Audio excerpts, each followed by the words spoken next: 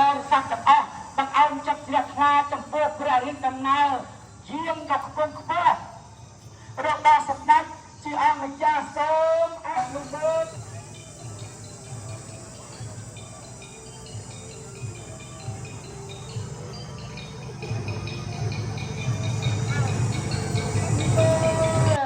អនុមោ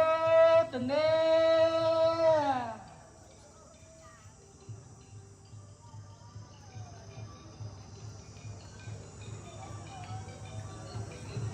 នៃព្រះរាជាណាចក្រកម្ពុជានិងឯកឧត្តមឯករដ្ឋអនុរដ្ឋលេខាធិការក្រសួងសាធារណការនិងដឹកជញ្ជូននិងលោកជំទាវហូតដានីវីរៈកម្មវិធីមានដូចតទៅ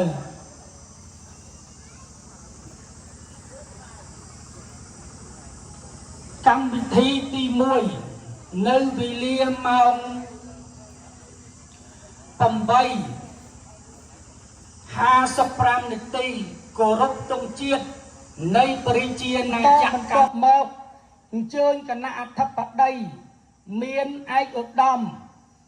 ឯករដ្ឋអនុរដ្ឋលេខាធិការក្រសួង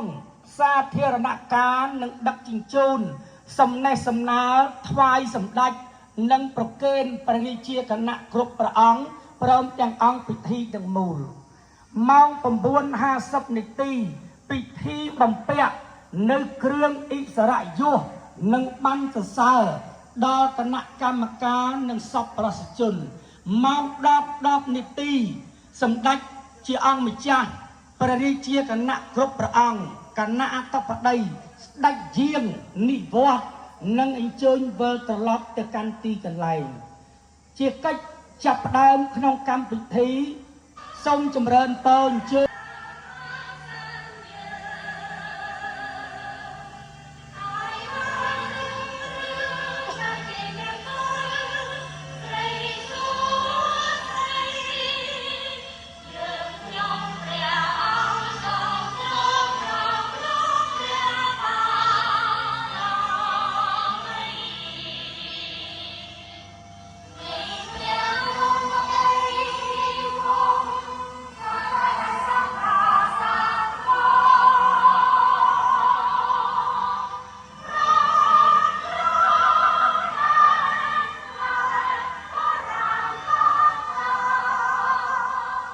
ចម្រើនពរ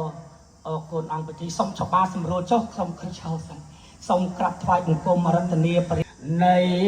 ព្រះពុទ្ធវិសុទ្ធតាំងអង្គព្រះសាស្តាសូមគុណត្រៃរតន៍ជួយ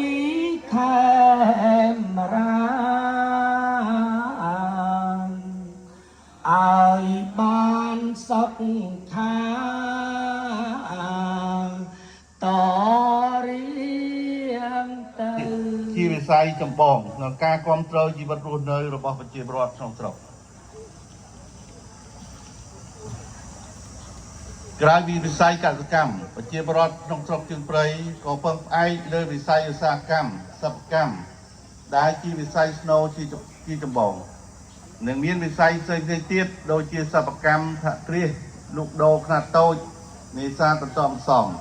និងការដឹកជញ្ជូនដែលជាមូលដ្ឋានបង្កើតការងារជូនប្រជាពលរដ្ឋនិយាយជារួមស្រុក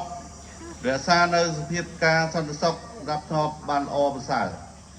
ដោយគណៈវិជាការឯកភាពទ្រព្យកិច្ចការនេះវិញក៏វានៅក្នុងសង្គមតែមួយប៉ុន្តែសង្គមជាស៊ីវិលមួយសង្គមជាអ្នកពុះណាជាអ្នកពុះចឹងចក្របាលសតសិលនឹងអន្ត្រីសង្វរសិលជំរុំដោយអន្ត្រីបើយើងចេះចាំស្ទាត់ជំនាញវិន័យពូននឹងល្អណាស់ល្អទៅណា